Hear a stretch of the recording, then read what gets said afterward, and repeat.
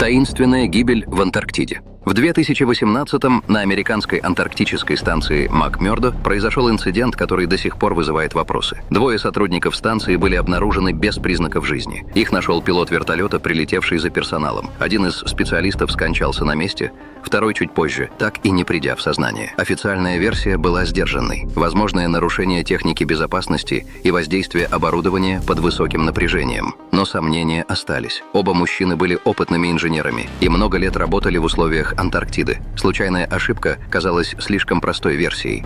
Это место и раньше связывали со странными историями. Сотрудники станции рассказывали о непонятных огнях в небе и странных звуках среди льдов. Вскоре после трагедии материалы расследования ограничили в доступе и передали военным. Если все было столь однозначно, зачем понадобилась такая закрытость? Сегодня Антарктиду все чаще называют стратегической территорией будущего. Еще в начале 20 века на участке материка претендовала Великобритания. Позднее свои притязания обозначили Аргентина и Чили. Но кому на самом деле принадлежит этот континент? Почему за прибывающими устанавливается строгий контроль? И какие исследования ведутся во время полярной ночи, когда материк полностью изолирован от внешнего мира? Антарктида хранит немало странных историй. Туристы рассказывают о необычных явлениях. Ученые находят объекты, происхождение которых вызывает споры. В обычных на вид породах обнаруживаются минералы, напоминающие драгоценные камни. Снаружи континент кажется безжизненным и холодным. Но под толщей льда скрываются вулканические структуры и внутреннее тепло. Станция МакМёрдо давно превратилась в полноценный полярный город. Порт, транспортный узел и научный центр. Здесь работают тепличные комплексы, функционируют аэродромы и медицинские службы. Все организовано так, чтобы люди могли жить и работать в условиях крайней изоляции. Возникает вопрос, действительно ли вся эта масштабная структура существует исключительно ради науки? Изначально база создавалась как элемент военной логистики США. В прошлом здесь работала даже ядерная энергетическая установка, обеспечивающая объект электроэнергией. Станцию использовали в рамках операции «Глубокая заморозка», официально связанной с антарктическими миссиями. Однако детали проекта до сих пор остаются закрытыми. Сегодня на станции одновременно находится более 1000 человек. Для мониторинга температуры и исследования льда достаточно меньшего числа специалистов. Это порождает предположения о проектах, о которых нам не говорят. МакМёрдо расположена рядом с ледником Росса, районом, где фиксировались странные низкочастотные сигналы. Исследования подтвердили, источник звука находится в глубине ледового массива. Но природа этих колебаний так и не получила объяснения. Инциденты с сотрудниками станции лишь увеличили количество вопросов. Неподалеку от станции погиб исследователь Гордон Гамильтон, провалившись в глубокую трещину во время полевых работ. А в 2000-м на станции Амундсен-Скотт скончался астрофизик Родни Маркс. Экспертиза установила отравление метанолом. Официально произошедшее объяснили несчастным случаем, однако обстоятельства вызвали широкий резонанс. Известно, что погибшие имели доступ к материалам повышенной секретности. Интерес к региону проявляют и крупные оборонные корпорации, участвующие в разработке ракетных и гиперзвуковых технологий. Многие объекты здесь имеют двойное назначение. Трасса протяженностью около 1500 километров соединяет станции МакМёрдо и Амундсен-Скотт, позволяя оперативно перемещать тяжелое оборудование. Обе базы были основаны в разгар Холодной войны. Сегодня антарктические станции напоминают автономные города с жилыми модулями, спортзалами и зонами отдыха. Все рассчитано на длительное пребывание в изоляции. Но чем масштабнее становится инфраструктура, тем чаще звучит вопрос, действительно ли шестой континент – это только наука? Не исключено, что посетителям демонстрируют лишь витрину, ту часть объектов, которая не вызывает вопросов. А все, что связано с военными задачами, может располагаться глубже – под толщей льда или в изолированных модулях станции Амундсен-Скотт. Впрочем, есть и противоположная точка зрения. Станция Амундсен-Скотт проводит экскурсии для тех, кому удалось туда добраться. Гостям позволяют свободно перемещаться по комплексу, осматривать помещения, находиться внутри несколько часов. Все выглядит максимально открыто. Если истории о секретных экспериментах – лишь плод воображения, тогда чем объяснить череду странных происшествий? Почти все трагические случаи происходили вне основных зданий. Даже астрофизик Родни Маркс почувствовал резкое ухудшение состояния еще по дороге к станции. Это наводит на мысль: источник возможной опасности может находиться не в лабораториях, а где-то среди льдов. Антарктиду нередко называют последней ресурсной кладовой планеты. По оценкам специалистов, в ее недрах могут находиться колоссальные объемы природного газа, значительные запасы меди, цинка, свинца и железной руды. Не исключается и вероятность обнаружения алмазов. При этом материк изучен лишь частично. Геофизические данные получены с помощью радарного зондирования и дистанционных методов. Речь идет о предположениях: нефть, золото, уран. Но промышленная добыча официально не ведется. На территории континента обнаружены крупные залежи каменного угля, следы древних экосистем, существовавших миллионы лет назад. Окаменевшие фрагменты древесины подтверждают: когда-то здесь были леса. Почти 90% мировых запасов пресной воды сосредоточено в антарктических льдах. В условиях глобального дефицита этот ресурс становится стратегическим. Формально Антарктида – международная территория без государственных границ. В 1991 был подписан Мадридский протокол – документ, запрещающий разработку минеральных ресурсов на 50 лет. Срок действия соглашения не бесконечен, и вопрос о будущем материка неизбежно встанет снова. О территориальных претензиях заявили Австралия, Аргентина, Великобритания, Новая Зеландия, Норвегия, Франция и Чили. США формально не закрепили сектор, но их присутствие остается одним из самых заметных. Шестой континент пока принадлежит всем и никому. Но история показывает, там, где сосредоточены ресурсы, нейтралитет редко бывает вечным. Страны, заинтересованные в будущем Антарктиды, сегодня активно исследуют прибрежные районы. Именно там весной частично отступает лед, обнажая скальные выходы. Геологи работают в этих зонах особенно интенсивно. Берут образцы пород, проводят бурения на глубину до нескольких метров, изучают структуру массива. Каждый стремится закрепиться на перспективных участках раньше других и развернуть собственную инфраструктуру. На этом фоне появляются версии о том, что инциденты с американскими инженерами могли быть связаны с конкуренцией за освоение новых территорий. Теоретически устранить соперников в условиях изоляции несложно. Ежегодно материк посещают тысячи туристов. Под видом путешественников на станцию могли бы попасть посторонние. Закрыты масками и очками, запомнить внешность практически невозможно. Однако эта гипотеза выглядит сомнительно. Трагические случаи в Антарктиде происходили задолго до появления туристических маршрутов. Китайская исследовательница Джан Синь в своей работе «Осторожно, Антарктида» подсчитала: за освоение континента человечество заплатило сотнями жизней. Одна из самых известных историй относится к 1912-му. Гибель капитана Королевского флота Великобритании Роберта Скотта после экспедиции к Южному полюсу. Его соперником был норвежский исследователь Руаль Амундсен. Амундсен использовал собачьи упряжки, Скотт – более тяжелое техническое снаряжение. Британская экспедиция достигла цели позже и на обратном пути полностью погибла. В честь обоих полярников названа американская станция Амундсен-Скотт. По статистике 20 века значительное число жертв среди исследователей пришлось на советских и американских специалистов. На материке даже существует небольшое кладбище. Причины гибели были разными – от болезней до необъяснимых обстоятельств. Чаще всего трагедии связаны с экстремальными условиями работы. Разгрузка экспедиционных грузов происходит прямо на лед, после чего технику и оборудование транспортируют вглубь материка. Известны случаи, когда тяжелые машины проваливались в скрытые трещины. Местный лед отличается от привычного зимнего покрова. Он чрезвычайно плотный, острый, напоминает застывшую волну. Передвижение возможно только в альпинистском снаряжении. Без этого любой шаг по леднику может стать последним. Даже опытные путешественники сталкиваются с серьезными травмами. Падение на твердую, неровную поверхность сопоставимо с сильным ударом тяжелым предметом. Болевой шок в таких условиях – реальность. И все же людей продолжает тянуть сюда. Антарктида действует как магнит. Многие, побывав здесь однажды, стремятся вернуться. Экспедиции поставляют оборудование на станцию «Восток», испытывают новые технологии бурения, исследуют древний лед. Путешественники совершают кругосветные переходы вокруг материка. Некоторые из этих походов заканчиваются крушениями судов и человеческими потерями. Антарктида словно соединяет две противоположные силы. Одна притягивает, другая отталкивает. Опасность исходит не только от климата. Дикая природа здесь тоже непредсказуема.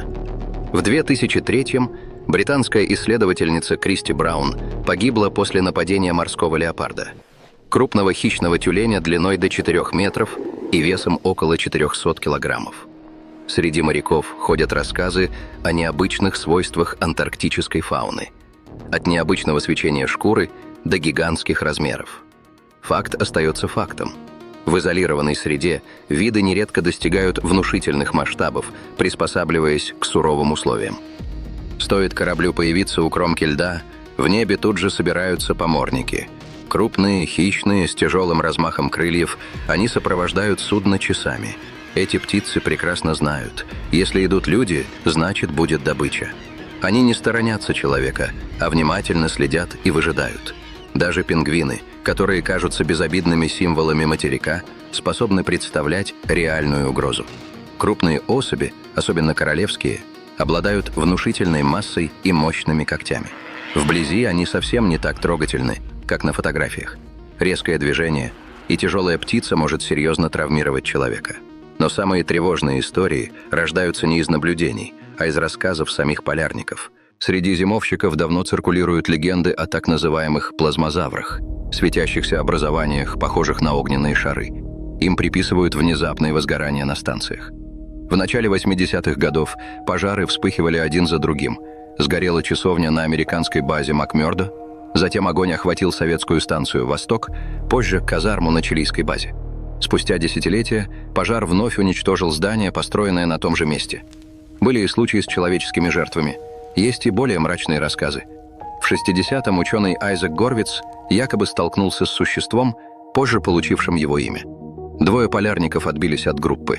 Когда их нашли, тела были изуродованы. Рядом странные следы, напоминающие гигантские отпечатки грызунов. Объяснение так и не появилось. В 2006-м аргентинский биолог Гомес Торе сообщил о встрече с необычным хищником возле станции. По его описанию, это было крупное белое животное с короткими лапами и густой шерстью. Нечто похожее на древнего полярного льва, который, по официальным данным, давно исчез. Что скрывает материк на самом деле, неизвестно. Одни говорят о фантазиях, вызванных изоляцией. Другие допускают, что экстремальные условия могли сохранить реликтовые формы жизни. Опасность может приходить и незаметно. С каждым туристическим рейсом на материк попадают микроорганизмы и семена растений. Ученые предупреждают, достаточно одной подошвы ботинка, чтобы нарушить хрупкое равновесие. Поэтому одежду и обувь дезинфицируют до и после высадки, а все отходы обязаны вывозить обратно. Даже бытовые мелочи регламентированы.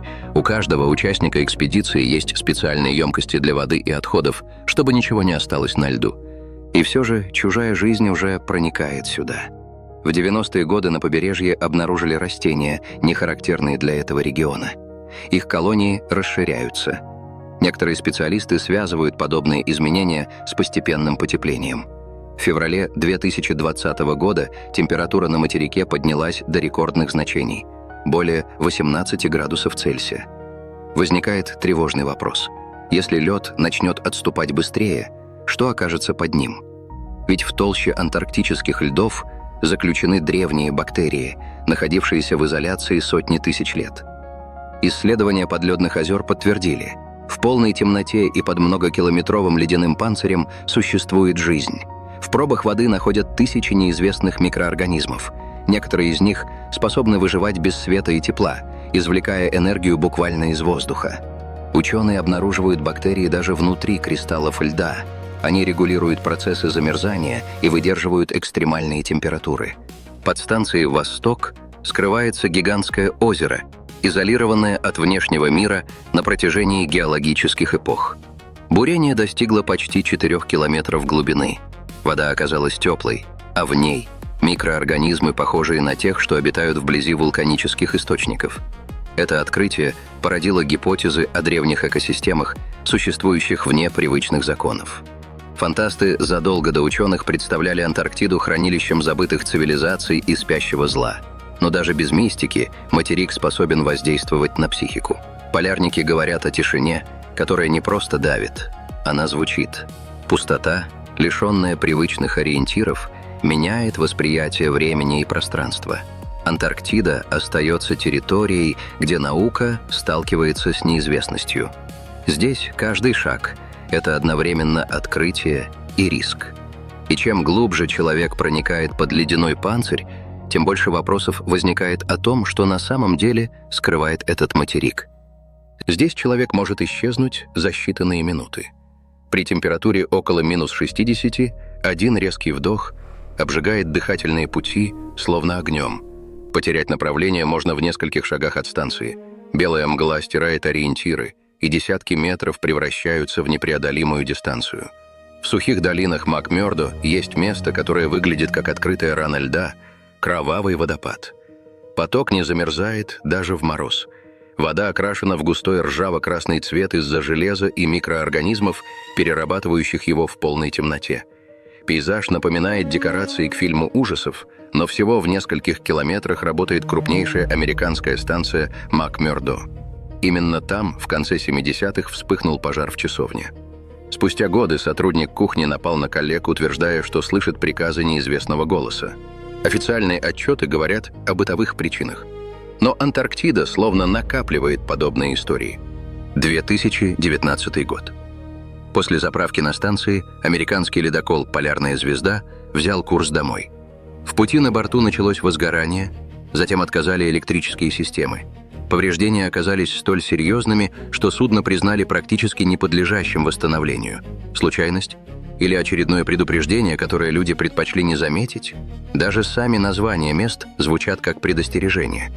В прибрежных водах образуются так называемые ледяные пальцы смерти – узкие столбы сверхсоленой и экстремально холодной воды, опускающиеся с поверхности ко дну.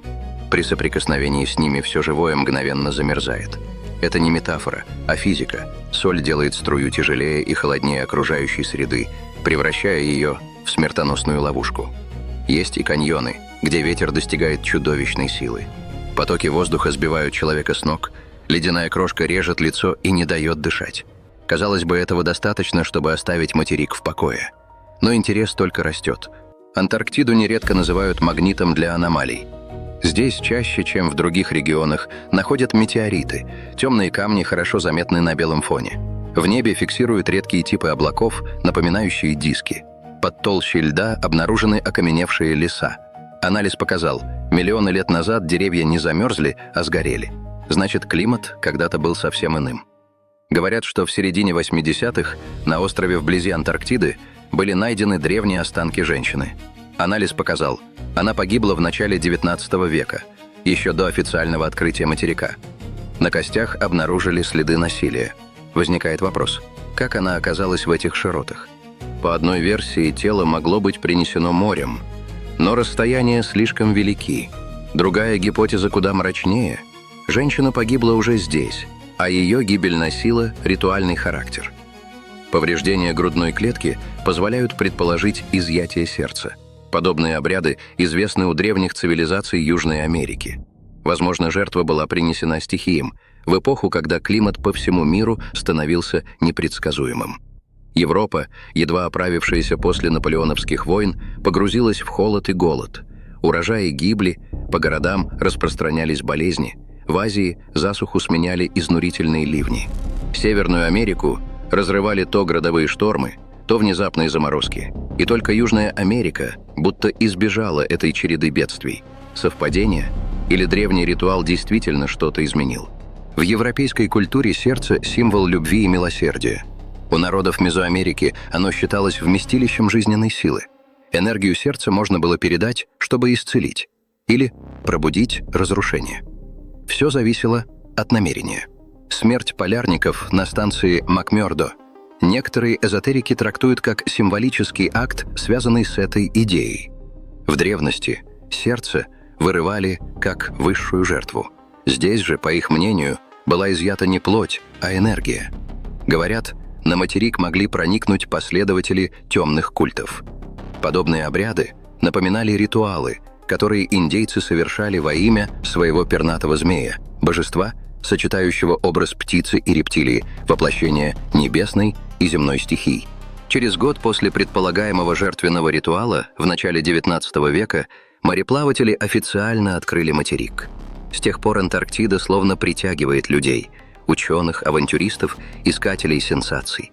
И каждый раз пребывание здесь сопровождается странными историями, психические срывы, конфликты, необъяснимые происшествия.